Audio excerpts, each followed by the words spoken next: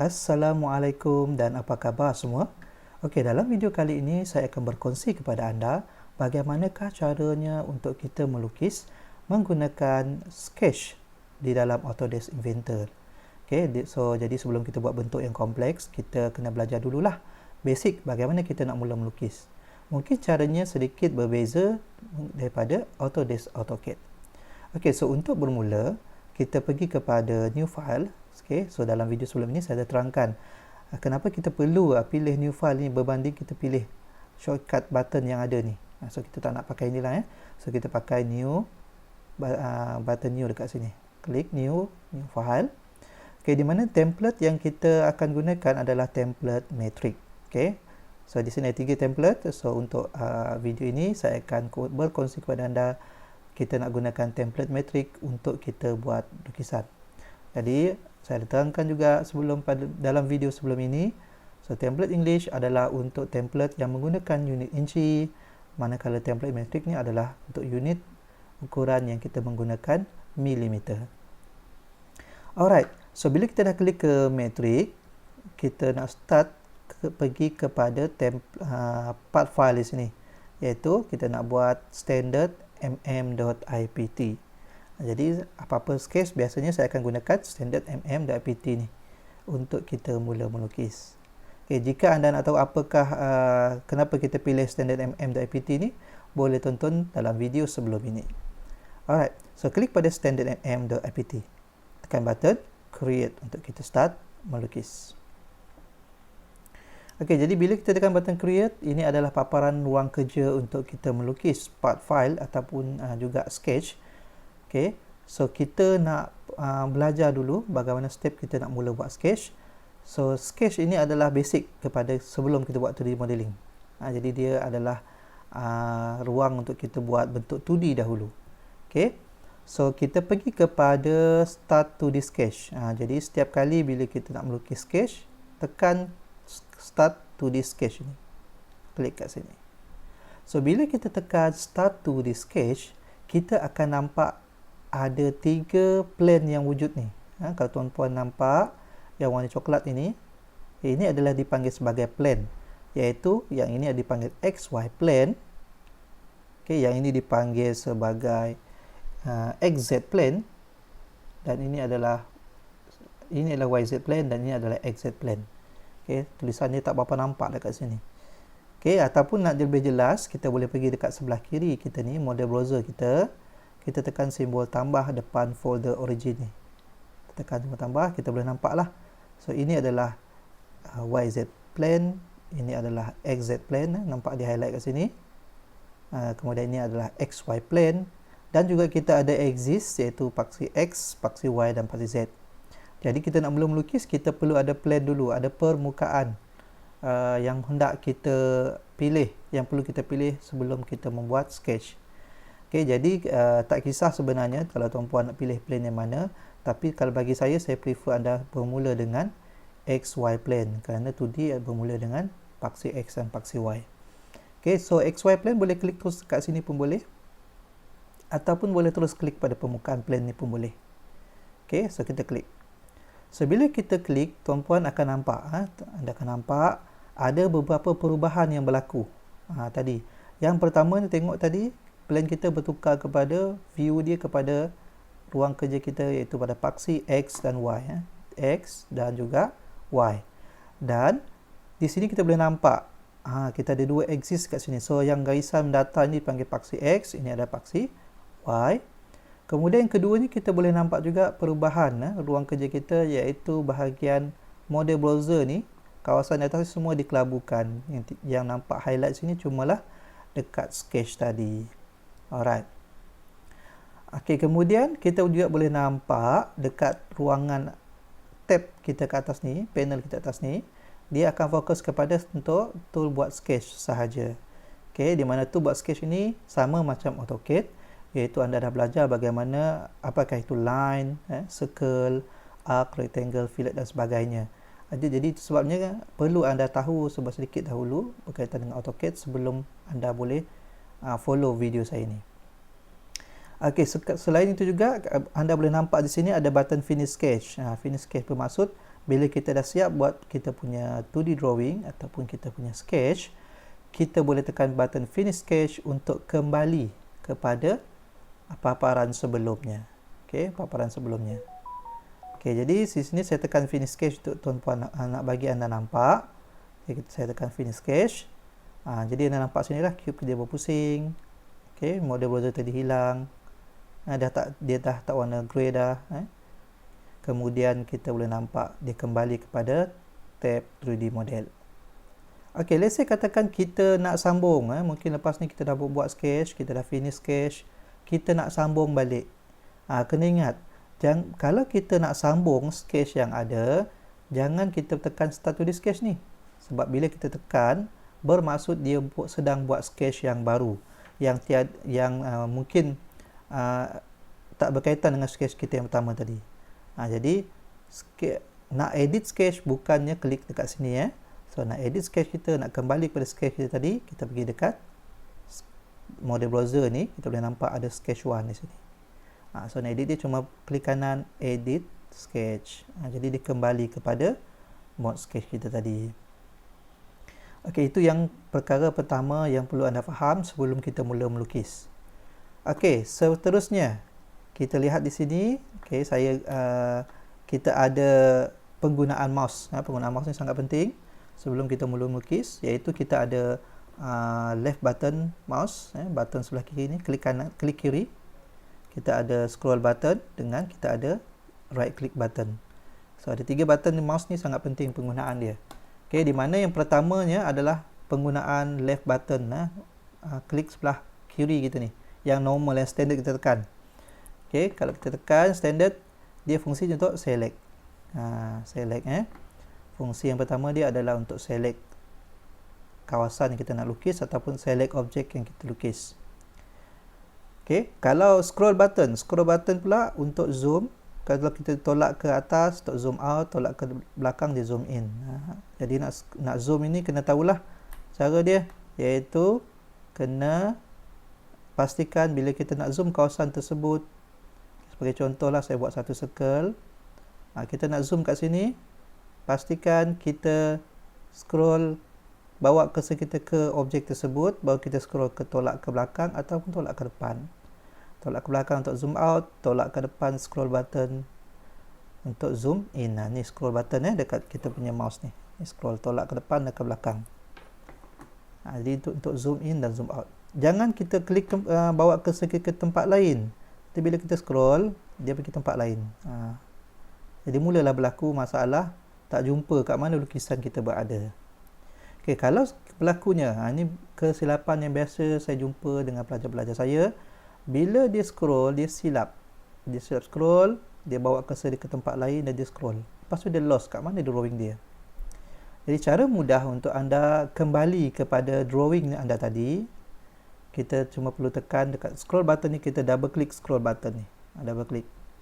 Bila kita double klik, dia akan kembali kepada lukisan kita tadi. Okey, so kepentingan mouse pada kita punya PC atau laptop kita lah. Okey, seterusnya yang ketiga, dekat scroll button ni kalau kita tekan, jangan lepas. Fungsinya adalah pen tool untuk gerakkan ruang kerja kita. Dia bukan gerakkan objek, tapi dia gerakkan ruang kerja kita. Mungkin kita rasakan dia terlalu ke tepi, kita bawa lah, tekan scroll button, bawa ke tengah. Okey, itu untuk gerakkan ruang kerja. Dan untuk button sebelah kanan, kanan kita punya mouse, fungsinya untuk bila kita klik untuk dapatkan advance command yang diperlukan. Shortcut yang kita boleh pakai lah. Okey, itu sedikit pengenalan sebelum kita mula. Okey, ni saya padam balik. Saya select menggunakan mouse button sebelah kanan. Nak padam, tekan button delete sahaja. Okey. Alright. Kita saya tak akan terangkan detail apa itu line, circle, rectangle kerana saya beranggapan anda yang menonton video saya ini adalah mereka yang dah ada basic dalam menggunakan Autodesk AutoCAD. Jadi Inventor ni advance untuk kita buat 3D modeling. Okey, jadi untuk menggunakan Autodesk melukis sketch ini, saya akan tunjukkan cara dia yang sedikit berbeza dengan AutoCAD ni. Okey. So saya bawa ruang kerja saya ni ke tepi sikit. Saya nak pakai kawasan ini. Okey, saya nak buat, kita nak tengok bagaimana kita nak buat bentuk ni, bentuk simple ni, bentuk macam U ni. Okey, so kita boleh di mana saya nak tunjuk anda menggunakan kaedah inventor. Okey, kaedah inventor ni kita tak macam AutoCAD. AutoCAD kita akan buat satu line, kita masuk nilai dan seterusnya. Jadi untuk bentuk yang simple mungkin anda rasa mudah, tetapi untuk bentuk yang kompleks sebenarnya dia agak susah ataupun lambat berbanding menggunakan kaedah yang sesuai dalam inventor ni. Okey, jadi secara dia untuk buat bentuk ini, saya tunjuk dua cara lah. Cara pertama, nak guna inventor ni kita buat bentuk dulu. Buat bentuk dulu. Jadi masa anda buat bentuk ni, sambil saya tunjuk ni, anda boleh follow. Kalau laju anda boleh pause dan patah baliklah kepada bahagian yang anda tidak jelas. So anda boleh follow. So saya nak buat bentuk ini, kita buat bentuk dulu. Ukuran sekejap lagi kita fikirkan. Jadi kita klik pada line. Okey. Kemudian pastikan bila kita nak buat satu garisan yang tegak, pastikan kita nampak ada ikon ada ikon kat cursor kita ni merujuk kepada dipanggil constraint. Constraint ni sekejap lagi saya akan terang apa itu constraint. Okey, jadi untuk secara default ni basic dulu saya nak tunjuk. Pastikan bila kita nak buat garisan lurus, pastikan kita bawa dia supaya dia tegak. Kemudian kita klik. Sini sama juga. Kita letak tegak. Okey, klik. Okey, tegak. Klik. Klik. Klik. Kita klik je. Dapatkan bentuk dulu. Alright. So kita dah dapat bentuk seakan-akan sama. Dia berbeza sebab ukurannya belum lagi ditetapkan. Alright. Okey. So ini langkah pertama, kita buat bentuk dulu. Jadi dah siap bentuk, barulah kita masukkan tools yang ada pada dalam constraint ini, iaitu saya akan gunakan dimension. Okey, dimension ni adalah tool untuk kita masukkan size. Okey, untuk masukkan size panjang garisan tersebut ataupun untuk kita masukkan jarak. Apa beza size ni jarak? Okey, ini adalah size. Size bermaksud panjang garisan ni. So nak dapatkan panjang ni, kita klik pada garisan tersebut. Bila kita klik, kita akan nampak. Saya klik dulu dimension, klik pada garisan tersebut dan kita gerakkan. So ini adalah merujuk kepada panjang garisan tersebut. Bila kita klik garisan ni, kita bawa, itu adalah panjang garisan tersebut. So klik, kita masukkan panjang di sini dekat soalan ini 40 mm. Jadi saya masukkan 40 mm. So bila kita masuk, dia hilang, don't worry, sebab tadi mungkin kita sketch dalam ruang kerja yang kecil. Bila dia hilang ni sebenarnya dia sedang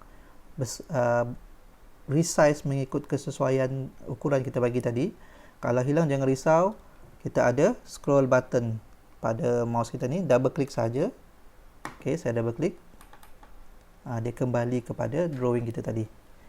So ukurannya adalah 40 mm tinggi dia. So sini panjang juga. Okey, saya ambil garisan ni senang. Panjang di sini adalah 70 mm.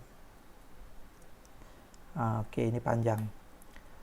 Okey, sebenarnya yang sini lain pun kita boleh buat panjang, tapi saya nak tunjuk apa bezanya jarak.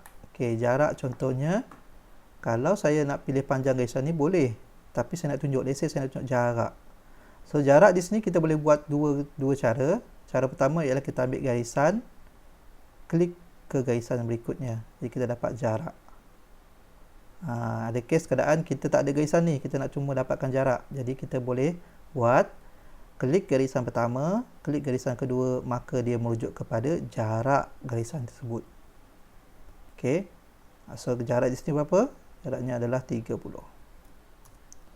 Okey, tadi saya boleh klik sini. Kalau sini saya nak buat panjang pun boleh. Tapi saya nak tunjuk kepada anda kalau ada kes anda perlukan nak dapatkan jarak.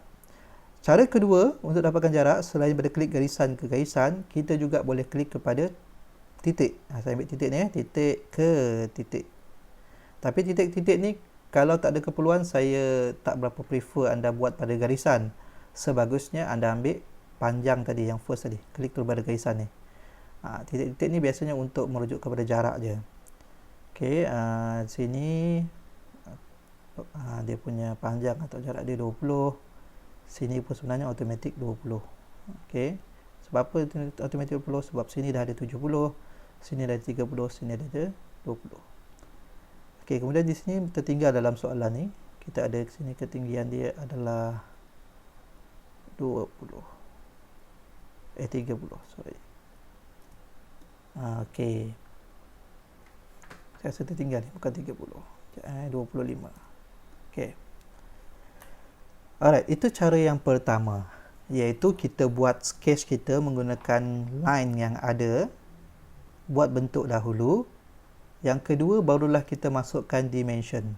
Saya ambil tadi panjang. Okey. Panjang yang ada ni. Okey, panjang tadi merujuk kepada klik pada garisan dan kita gerakkan. Tapi kalau jarak, kita ambil dua garisan. Jarak garisan pertama ke garisan kedua. Ini jarak dia. Jadi, kalau katakan tak ada keperluan nak buat jarak, janganlah klik dua garisan, lambat. Senangnya terus klik satu garisan. Okey. Dan untuk jarak tadi kita dua, satu sama ada kita klik pada garisan ke garisan ataupun kita ambil titik ke titik. Itu cara kita buat dimensioning di dalam Autodesk Inventor ni. Okey, saya nak tunjuk lukisan yang sama tetapi kaedah yang berbeza sikit. Itu saya nak tunjuk kaedah yang lebih cepat. Okey, so contohnya bentuk ini memerlukan kemahiran. Bila anda dah biasa buat, anda akan nampak. Okey, kalau belum biasa ni, gunakan kaedah yang pertama pun boleh. Okey, kaedah kedua adalah nak buat bentuk macam ni, saya gunakan rectangle. Okey, sebabnya dalam bentuk ini saya anggap ada dua rectangle besar, satu rectangle besar dan satu lagi rectangle kecil ni. Okey, jadi saya nak gunakan cara shortcut, cara cepat sikit, saya buat dua rectangle. Buat bebas dulu. Okey, kemudian saya buat rectangle kedua. Sebabkan dia bercantum, jadi saya make sure saya start dekat garisan ini. Buat bebas dulu. Okey, jadi bila kita buat macam ini, dia cepat sikit lah, tak perlu nak buat satu garisan. Kita buat rectangle sahaja. Okey, di sini tak diperlukan, jadi kita trim. Trim ni adalah arahan untuk kita buang bahagian yang kita tak perlukan lah. Jadi saya klik trim. So kawasan ini akan mempunyai dua garisan. Satu garisan milik rectangle yang besar, satu lagi garisan milik rectangle kecil. Jadi kita kena klik kali pertama untuk buang garisan pertama dan klik kedua untuk garisan yang kedua. Okey, jadi dah bentuk yang kita nak. Okey, seandainya ada perasan tadi, bila kita klik ni, trim ini, tadi saya klik, arahan dekat cursor ni masih wujud ni, dia ada timbul simbol tambah. Bermaksud dia sedang dalam mode trim ni diaktifkan. Jadi seandainya anda nak keluar daripada arahan yang ada, anda boleh tekan button escape pada keyboard. Alright. Okey. Seterusnya, barulah kita masukkan dimension. Macam tadi, sini panjangnya 40. Sini adalah 70. Okey. Okey, klik pada garisan ni, panjang jadi 20. So, klik, bawa naik atas. Bila kita klik, dia akan minta berapa ukuran, kita masukkan 20. Sini pun saya klik, bawa ke bawah, klik, kita masukkan ukuran 30. Okey, dan sini ialah 25. Okey, jadi dua-dua cara boleh anda pakai. Ini cara yang kreatif, iaitu anda tak nak buat satu-satu, tapi memerlukan anda dapat imagine lah, dapat membayangkan. Ini cara yang kedua, iaitu anda boleh buat satu-satu garisan untuk mendapatkan bentuk. Okey, jadi hopefully dalam video ini anda faham bagaimanakah caranya untuk melukis menggunakan Autodesk Inventor ni. So, kita jumpa lagi dalam video berikutnya. Assalamualaikum warahmatullahi wabarakatuh.